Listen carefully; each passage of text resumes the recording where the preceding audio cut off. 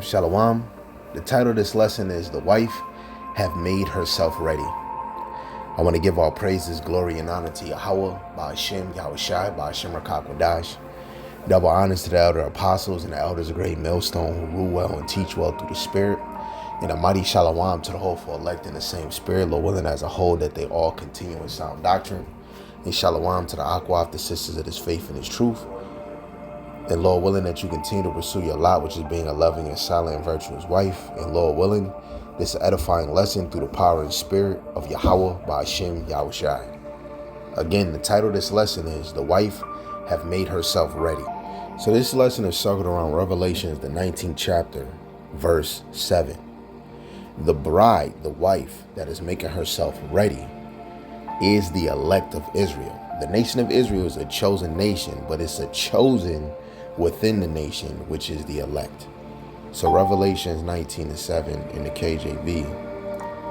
Let us be glad and rejoice and give honor to him, for the marriage of the Lamb has come, and his wife have made herself ready. In the NLT, let us be glad and rejoice and let us give honor to him, for the time has come for the wedding feast of the Lamb, and his bride has prepared. So we're going to prove who the Lamb is, who the wife is, and what make herself ready truly means. Why this can only apply to the elect of Israel and nobody else, like no other nation, or. So who is the Lamb? Plain, the Lamb is Yahushua Mashiach. Let's slide over to St. John chapter 1. Verse 29, it says, the next day John seeth Yahushua coming unto him and saith, behold, the Lamb of the Most High, which taketh away the sin of the world.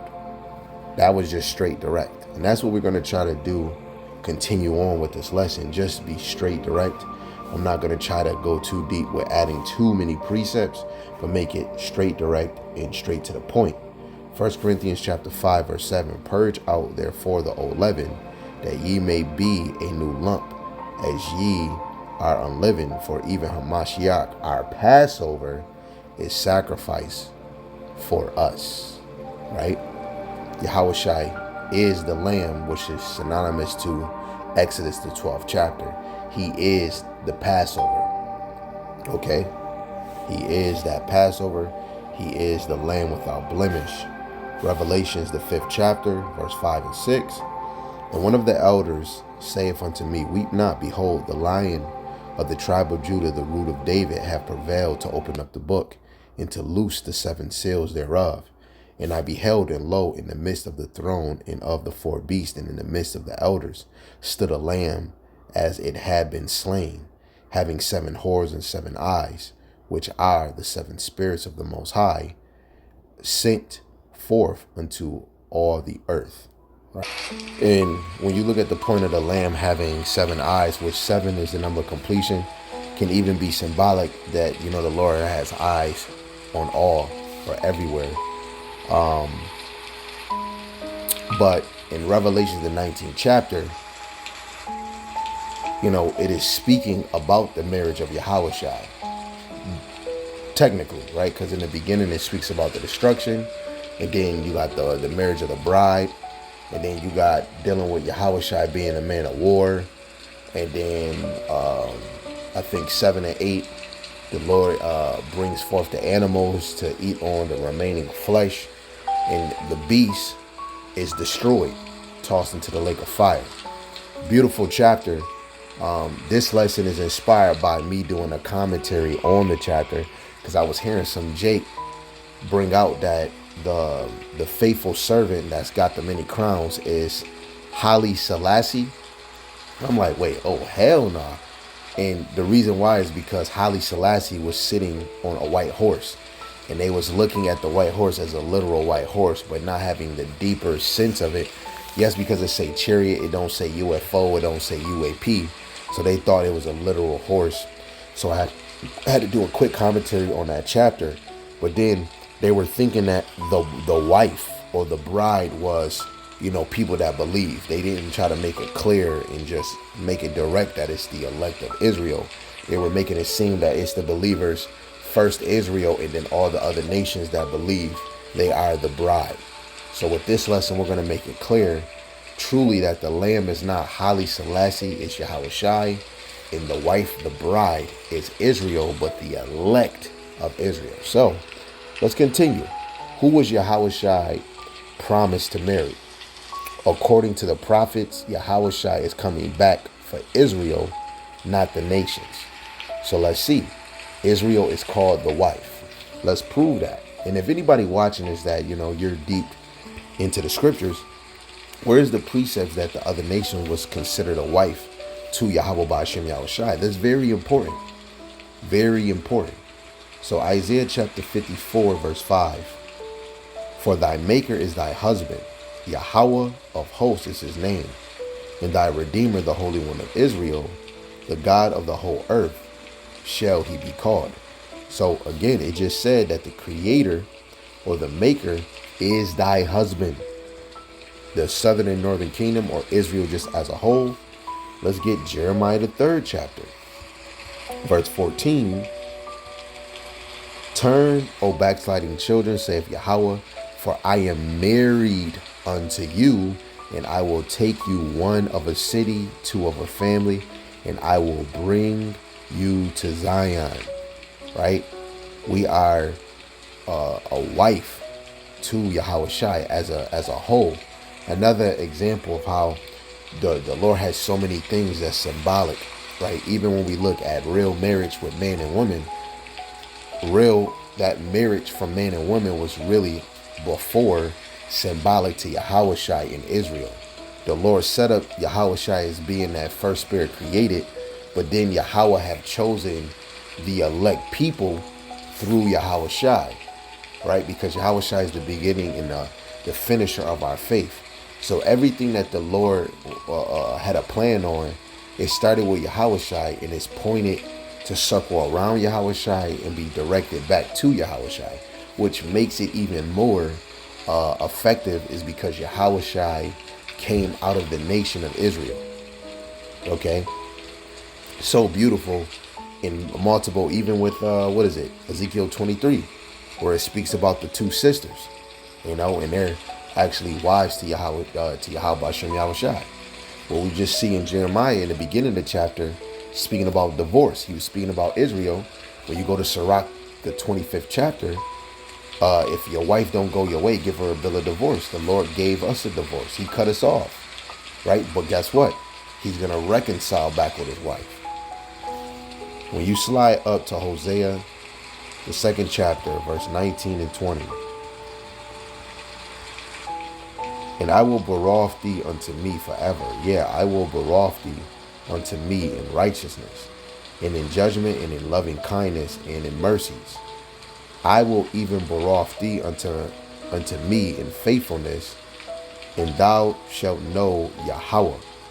In the NLT, I will make you my wife forever, forever, showing you righteousness and justice, unfailing love and compassion. I will be faithful to you and make you mine, and you will finally know me as Yahweh. And even in marriage, a man and a wife can reconcile back. Now, we understand with adultery, she should be put unto death. But it was already predestined that Israel belonged to the Lord regardless. Because all of it is this whole thing is all spiritual, right? And the Lord knows that we're filthy rags. Not because our spirit drew us to be filthy rags. It was because of the flesh, okay? So Yahweh never called the other nations his wife. The marriage covenant was only with Israel. When we look at Amos, the 3rd chapter, Amos chapter 3 and verse 2, you only have I known of all the families of the earth, therefore I will punish you for all your iniquities. In the NLT, from among all the families on the earth, have I been intimate with you alone. That is why I punish you for all your sins, right? That the Lord is intimate with us. That is a different level than how he deals with the other nations. And even though me going into a different translation, what verse do you have that we could go into KJV and the NLT and find an intimate relationship with the other nations? Let alone another key point for anybody that could disagree. Show a verse that the other nations is a wife to the Lord, or a wife coming back to the Lord by name. But by name, he's calling Israel his wife. But he never by name called the other nations a wife, or spoke of a marriage, or speak about being reconciled. How can the nations be reconciled if they never had a relationship with him in the beginning? So the marriage is the renewal covenant. And even when you look at the Revelation, the 19th chapter, it connects directly with the new covenant. Jeremiah, the 31st chapter, verse 31, behold, the days come, saith Yahweh, that I will make a new covenant with the house of Israel and with the house of Judah. Right? The new covenant is not with all nations. It is specifically with Israel, because where is the verse somewhere prophesied before Yahushua even came that he was making a new covenant with the other nations? That's the whole point of what a lot of y'all that go in this Bible, if you go in the New Testament, you have to hear of the reference in the Old. It has to be prophesied. For Yahushua to come into play, it was prophesied. The gospel going to the Gentiles, it was prophesied, right? So you have to understand, when it comes to being reconciled, being restored back to the Lord, we have to always go to where was it prophesied. And if the other nations is getting Yahushua, you have to say that they're being restored. So where is the prophecy in the Old by name? The other nations have to be restored. Because first, Israel is playing, because they broke the first covenant. They're going to be restored back to the fathers of Yahushua. So what did the other nations do to get them to be restored or reconciled? Right? Where is the verse that they need an atonement? Where is the verse that the other nations made atonement or sacrifice to the Lord? So this is a distinct, separate marriage. Okay?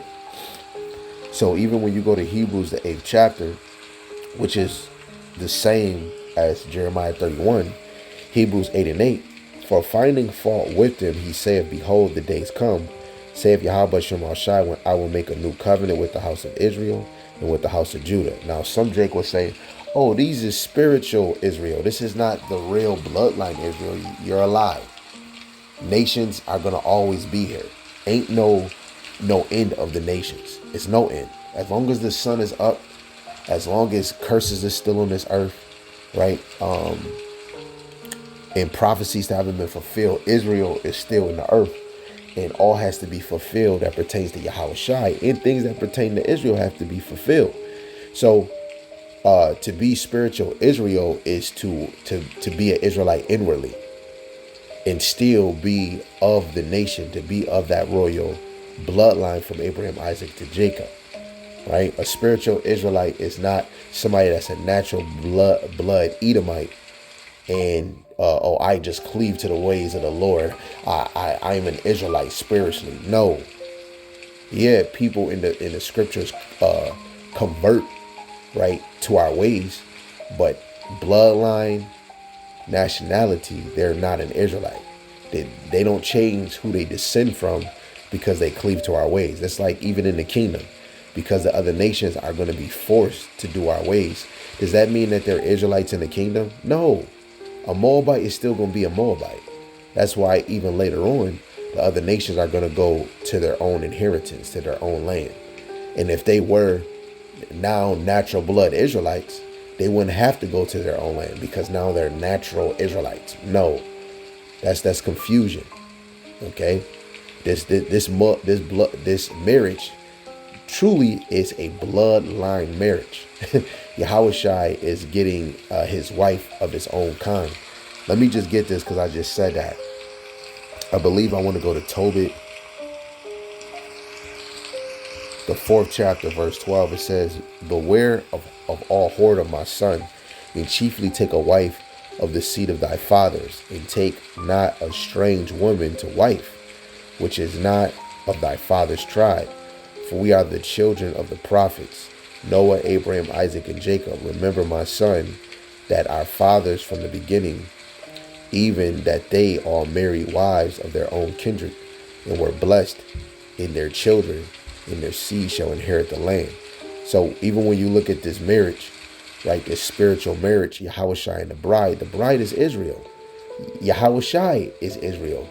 Even when we go into prophecy, my servant Israel, the Lord was speaking of Yahushua. You know what I'm saying? But in the spirit, Yahushua is not, he's not going to do whoredom and marry an actual natural blood heathen. He's going to marry Israel, who was actually set up for him to actually marry. Because when Yahushua was created, the Lord declared the end from the beginning. Yahushua is the beginning and the end. So when Yahweh created Yahushua, he already set what the end was going to be. That Yahushua was going to marry, have a wife of his own kindred, which is Israel as a whole. So the bride must be Israel. Okay? Must. So, but is it all Israel? No, brothers and sisters. No, it's not. Because all Israel will not be ready. All Israel will not be ready. Romans 9:6. Not as though the word of the Most High have taken none effect, for they are not all Israel which are of Israel. Just because they're descendants don't mean they're Israel. Because you even have Israelites in this world that move off the flesh, and they are not moving, serving the Lord inwardly in no type of way, never became new, mortify the things of the flesh. They're just of the flesh. That is not a real Israelite. And that's the example. A real Israelite is supposed to be spiritual. Let's go to the book of Isaiah, the 10th chapter, in verse 22. For though thy people Israel be as the sand of the sea, yet a remnant of them shall return, right? Remaining, right? The remnant is those that remain. The consumption decree shall overflow with righteousness, right? So the elect, the remnant of Israel, is going to return back to Yahweh Ba'ashem Yahushua, right? All prophecies, man. Even this one. Let's get Zechariah 13:9. It's not even no chapter for the other nations in this type of level right here dealing with this. Zechariah 13. And even when you go to verse 7, when it's really speaking about Yahushua, when you smite the shepherd, Yahushua was unalive in Rome, being crucified, and the sheep shall be scattered. That's all Israel, the righteous and the unrighteous as a whole. But then verse 8 clears it up. It says, and it shall come to pass that in all the land, saith Yahweh, 2 parts therein shall be cut off and die, and the 3rd part shall be left therein. So who's getting cut off and die? That's the 2/3. So all Israel is scattered because of the shepherd. But guess what? Even though they're scattered, only a 2/3 of them actually still won't get this understanding, because the rest were blind. The 1/3 shall be left therein, because that will be the elect. Yahushua will come and deliver, because they are the remnant that's going to remain, and that's going to actually turn back to Yahweh Ba'ashem Yahushua. Verse 9. And I will bring the 3rd part through the fire, which is the trial, the hardship, and will refine them as silver is refined, and will try them as gold is tried.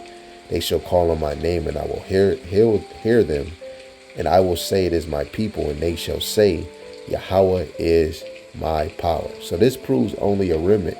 The elect are purified and prepared. This is why it even says in Daniel 12:10, many shall be purified and made white and tried, but the wicked shall do wickedly, and none of the wicked shall understand, but the wise shall understand. Right? The wise that are getting purified is the elect, the 1/3. The wicked, of course, we can use for the 2/3, but even the rest of you wicked, as in Esau and you other nations, you can never understand this truth. You can never understand it to the level that the elect will. Now, some of you wicked will understand some of it, but you won't be able to understand it in a volume. You won't be able to understand the volume of the book, right? Secret mysteries. Now, You will if you're watching secretly the men of the Lord teaching his word. But what does made herself ready mean? What do I mean?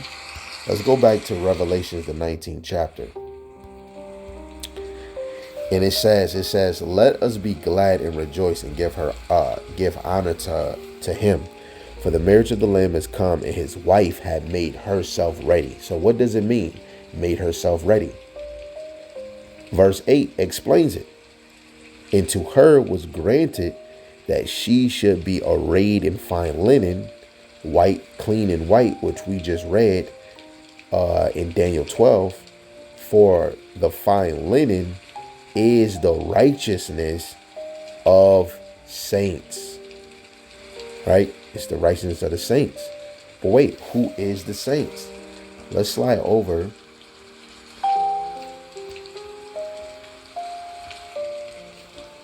to Psalms chapter 50, verse 5. It says, gather my saints together, those that have made a covenant with me by sacrifice.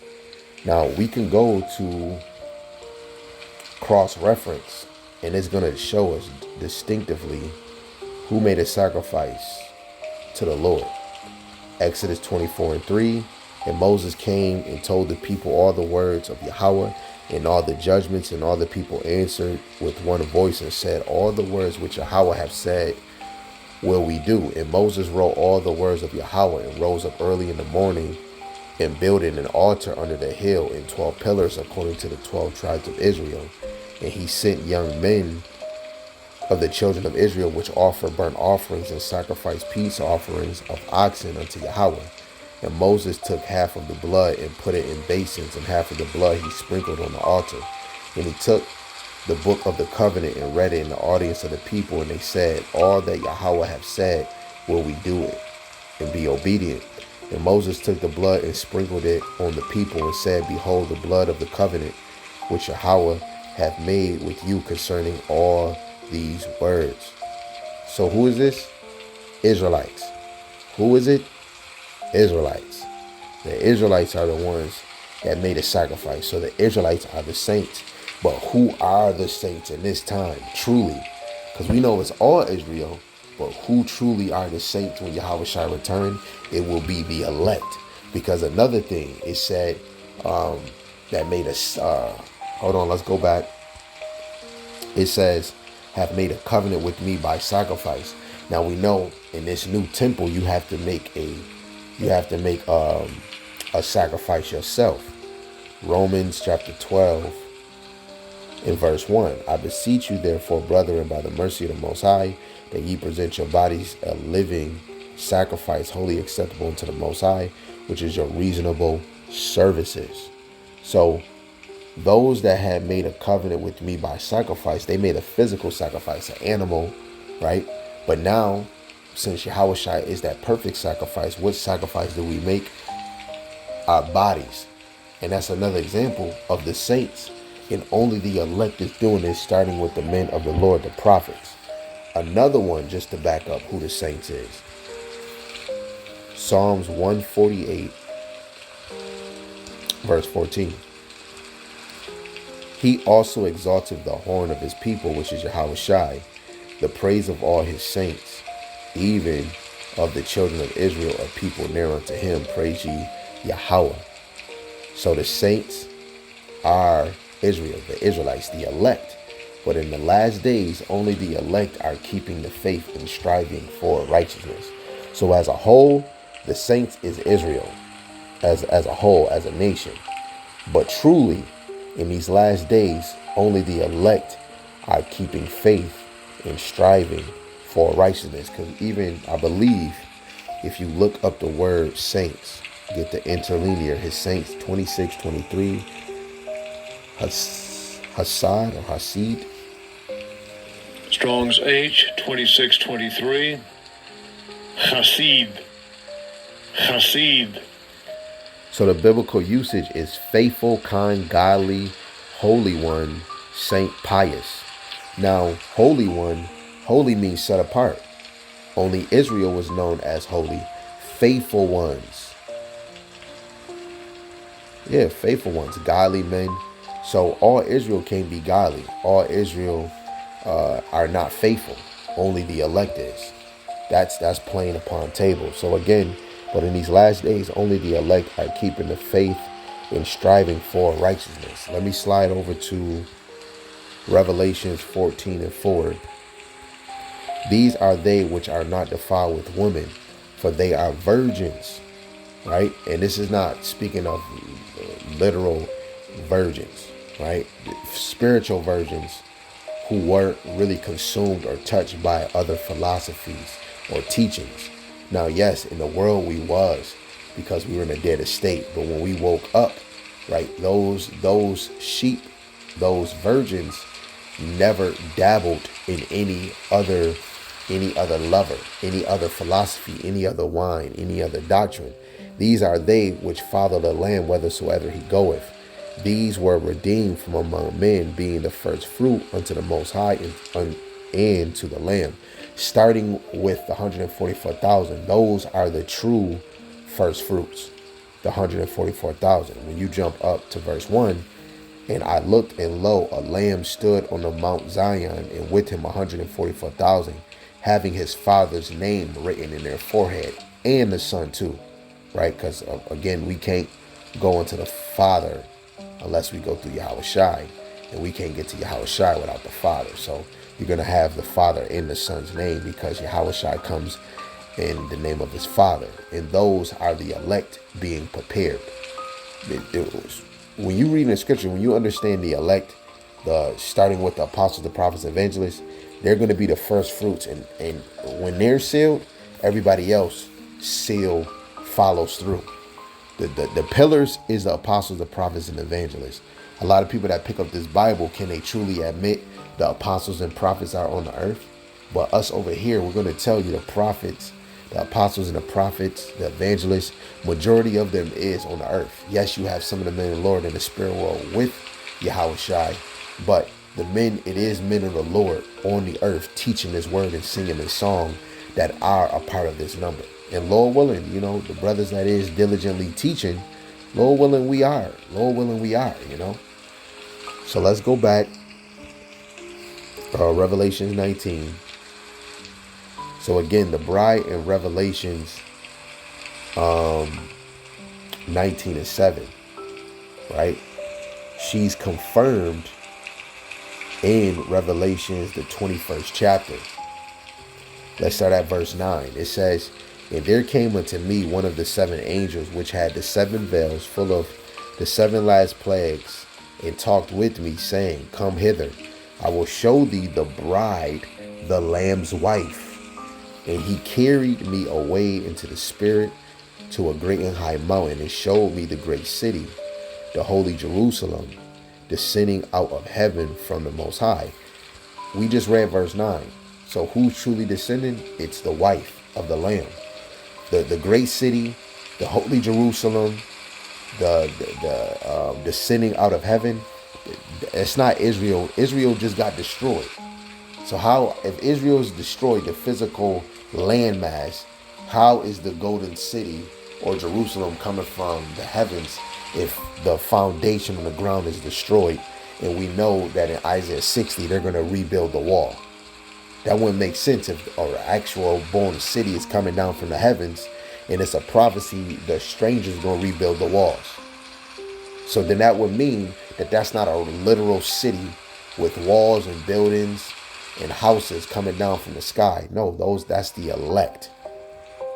In verse 11, it says, having the glory of the Most High, the elect, the bride is going to have the glory of the Most High. Philippians 3:21. Yahweh Shai is going to change our veil body into his glorious body.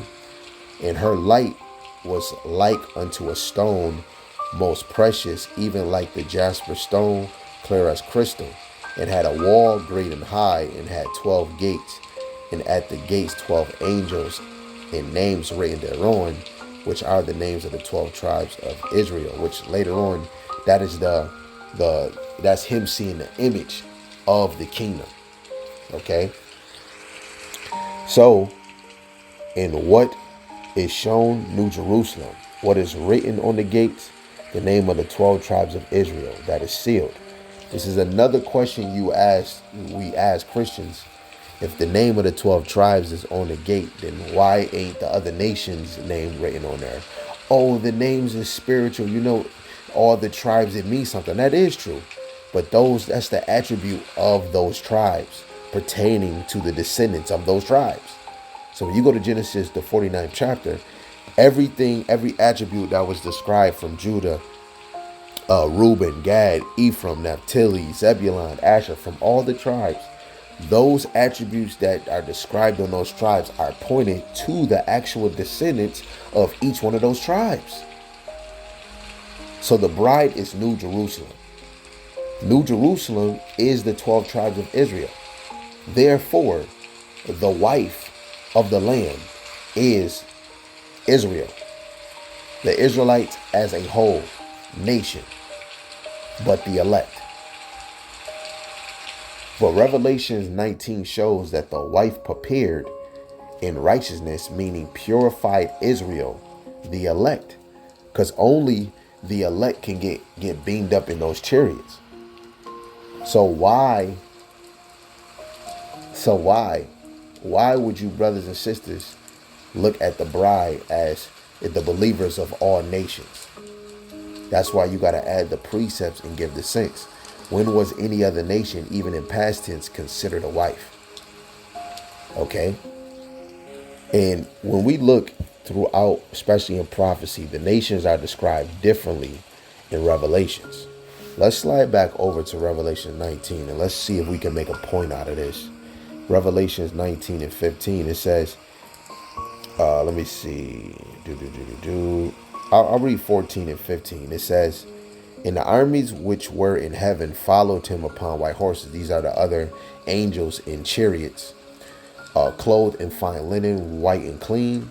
And out of his mouth goeth a sharp sword, that with it he should smite the nations, right? And whatever he says the chariot is going to do, and he shall rule them with a rod of iron, and he treadeth the winepress of the fatness of the wrath of the Almighty power. I just want to see something. Real quick. Ethnos. So nations, this is more literal. Tribes, nation, people group. Foreign nations not worshiping the true God. Pagans, Gentiles. So when it's going into these nations, this is going into heathens, natural born Gentiles. Okay, this is not adding on to Israelites, because he said he should smite the nations and he shall rule them with a rod of iron. Okay, because there's going to be a handful that's going to be destroyed on this side, lining up with Zephaniah. The sacrifice shall be many. You're going to have Israel and you other nations that are going to be part of the sacrifice, but to rule over is going to be some that's not saying preserved, but they're going to, like, even with the elites, they're not going to be in the front line when the war comes. They're going to be in hiding, because the top elites, they know what's going on. Especially when they're coming to Yahushua, the elites are not going to be in the front line. It's even more why they created missiles, so that they don't have to. They could just press a button wherever they at. They could be in the bunker. They could be on the toilet. They could be in the attic. They could be in space, and all they got to do is click a button. They could tell somebody to click a button. The elites don't have to. They could just give the say so, right? So all the nations are not going to be destroyed. Majority, Babylon's going to be totally destroyed. Israel's going to be destroyed, but Israel's going to be rebuilt. Other lands are going to get hit. And then when everything is established, we come down, we go get these elites and all these ones hiding in bunkers. And then the Lord is going to establish that these nations' first job is to go pick up the dead bodies in the land in the east and gather the bodies. They're burned, get all the weapons, they're burned, and then they're going to start to rebuild our kingdom. Global, and that makes sense. It's so exciting, because you got to know, when the kingdom fall and the next kingdom come, the next kingdom is going to build and establish their foundation. You go to Revelation chapter 2, verse 26 to 27. And he that overcometh and keepeth my works unto the end, basically endure to the end, To him will I give power over the nations. Right? If this is towards Israel and it's saying in power over the nations, that's speaking about the other 16 nations.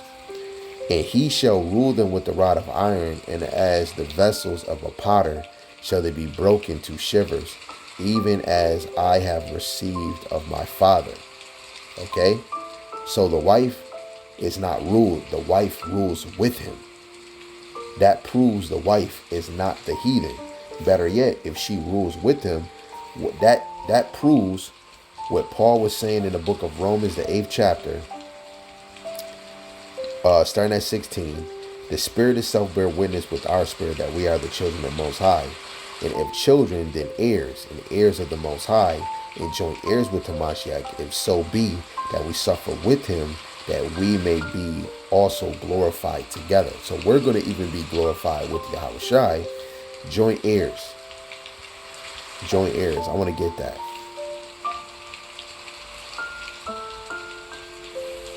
Strong's G 4789. Sug kleronamas. Sug kleronamas. Joint heir is a fellow heir. Joint heir, one who obtains something assigned to him with others, a joint participant. Co-heir. Let's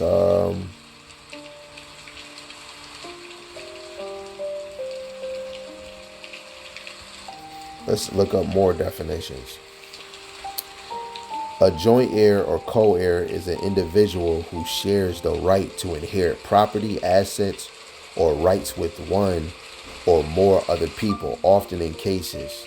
Come on, man. Dying without a will, okay?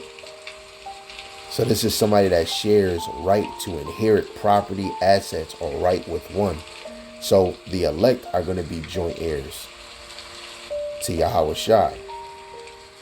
And this is another indicator dealing with assets. When you go to Psalms 110, and there's multiple things we can go to. I'm not trying to keep it long. Where Psalms 110, David was speaking about Yahushai. It says, Yahweh said unto my Lord, sit thou on my right hand until I make thy enemies thy footstool. And Yahweh shall send the rod of thy strength out of Zion. Rule thou in the midst of thy enemies. So if Yahushai is going to rule and his enemies going to be his footstool, basically they're going to be beneath him. And if we're going to be joint heirs, that means they're going to be beneath us, right? Because it don't even says, I will give you the heathen as an inheritance. So they're really our possession. The whatever the lamb got, the wife has, and that's fire. So that proves the wife is not the heathen. So the final point that I want to go and say in Revelations 19:7. Again, I'm going to read the verse. Let us be glad and rejoice and give honor to him, for the marriage of the Lamb is come, and his wife had made herself ready. The wife in Revelation 19:7, Salaki, is not the world, it's not all nations, it's not all Israel either, right? It is Israel, but truly it is the elect of Israel, the remnant purified through tribulation, clothed in righteousness, and ready for Yahweh's return. That right there is the indicator, because it says his wife had made herself ready. That's not all Israel. So it's not the world, it's not all nations, and it's not all Israel, because all Israel is not making themselves ready, spiritually, mentally, and physically. And this is something that you do daily, diligently, daily. He says in 1 Chronicles 16, seek my face continually, daily. Only the elect is doing that. So marriage is the covenant. The wife is Israel. Ready wife is the elect of Israel. The wife is the whole nation of Israel. The marriage is the covenant between Yahushai and Israel. The ready part of that wife, her making herself ready, is the elect. So you have to be ready when Yahushai returns. You have to make yourself ready before he returns. Only the elect of Israel will do that, because the rest of Israel are blinded. So Lord willing, this is edifying, and Lord willing, you are getting ready. So So with that, I want to give all praises, glory, and honor to Yahweh Ba'Shem Yahushai, Ba'Shem Rakakwadash. Lord willing, you are edified through the power and spirit of Yahweh Ba'Shem Yahushai. And with that, shalom, shalom, abad, babal.